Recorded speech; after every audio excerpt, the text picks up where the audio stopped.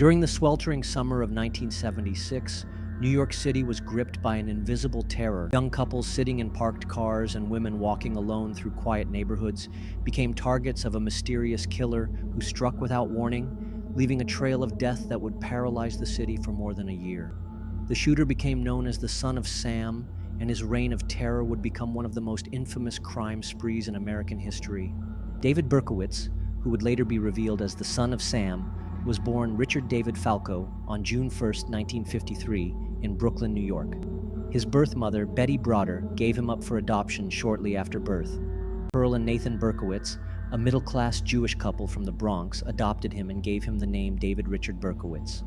While his early childhood appeared normal on the surface, those who knew him would later recall signs of troubled behavior.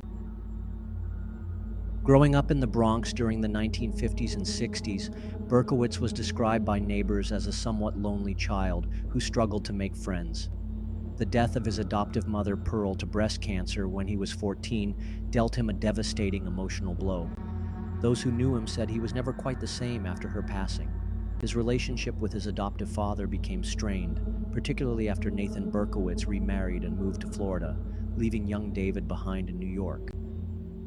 In 1971, at the age of 18, Berkowitz joined the U.S. Army, serving until his honorable discharge in 1974. During his service, he excelled as a marksman, a skill that would later serve his dark purposes. After returning to New York, he found work as a letter sorter for the U.S. Postal Service and moved into an apartment in Yonkers. It was during this period that his mental state began to deteriorate significantly.